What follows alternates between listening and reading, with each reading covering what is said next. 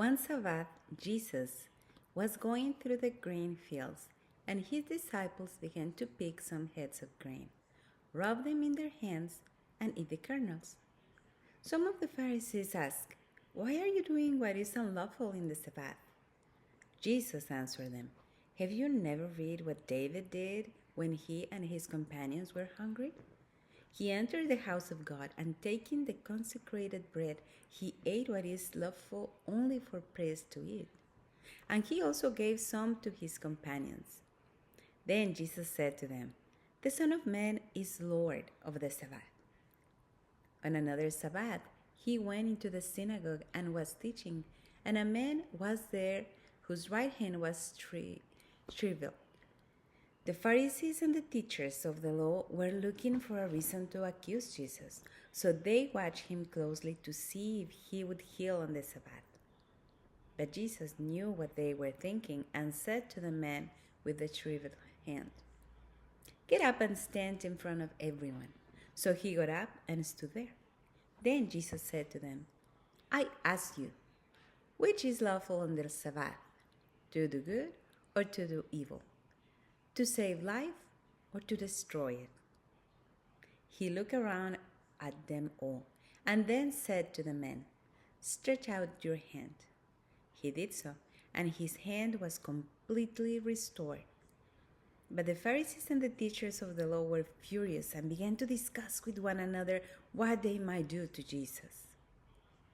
One of those days, Jesus went out to a mountainside to pray and spend the night praying to God. When morning came, he called his disciples to him and chose 12 of them, whom he also designated apostles: Simon, who he named Peter, his brother Andrew, James, John, Philip, Bartholomew, Matthew, Thomas, James, son of Alphaeus, Simon, who was called the Zealot, and Judas, son of James, and Judas Iscariot, who became a traitor. He went down with them and stood on a level place.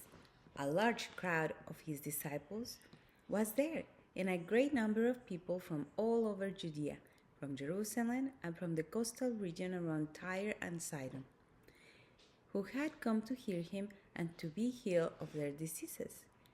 Those troubled by impure spirits were cured, and the people all tried to touch him because power was coming from him and healing them all.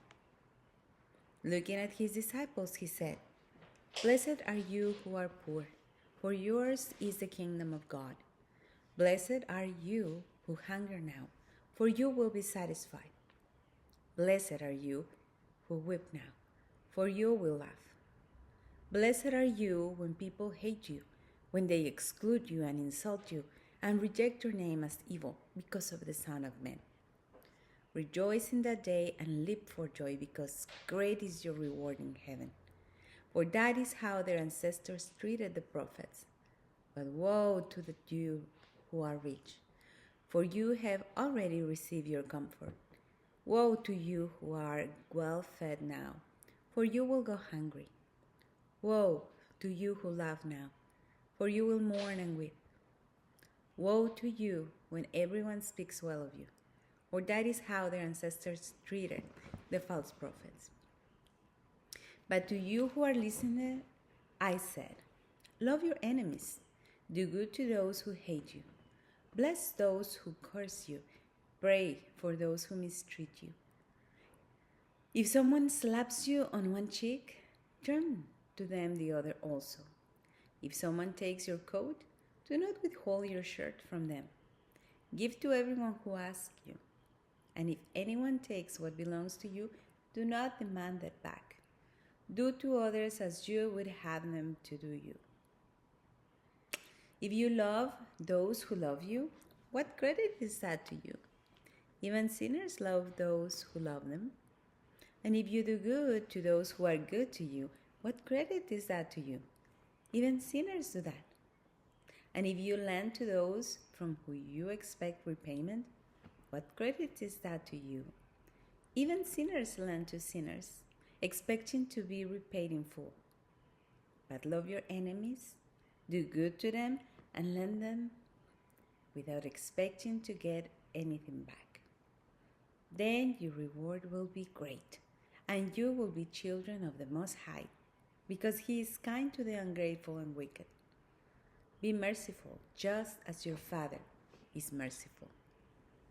Do not judge, and you will not be judged. Do not condemn, and you will not be condemned. Forgive, and you will be forgiven. Give, and it will be given to you. A good measure, pressed down, shaken together, and running over, will be poured into your lap. For with the measure you use, it will be measured to you. He also told them this parable. Can the blind lead the blind? Will they not both fall into a pit?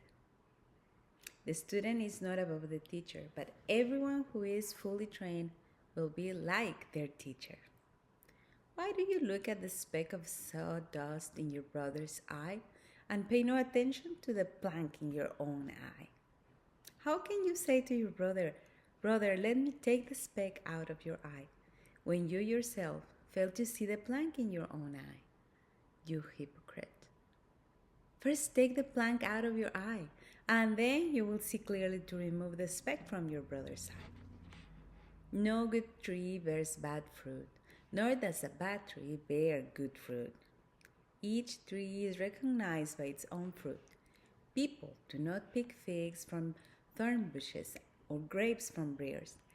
A good man brings good things out of the good stored up in his heart, and an evil man brings evil things out of the evil stored up in his heart. For the mouth speaks what the heart is full of. Why do you call me Lord, Lord, and do not do what I say? As for everyone who comes to me and hears my word and puts them into practice, I will show you what they are like. They are like a man building a house who dug down deep and laid the foundation on rock. When a flood came, the torrent struck the house but could not shake it because it was well built. But the one who hears my words and does not put them into practice is like a man who builds a house on the ground without a foundation. The moment the torrent struck the house, it collapsed and its destruction was complete.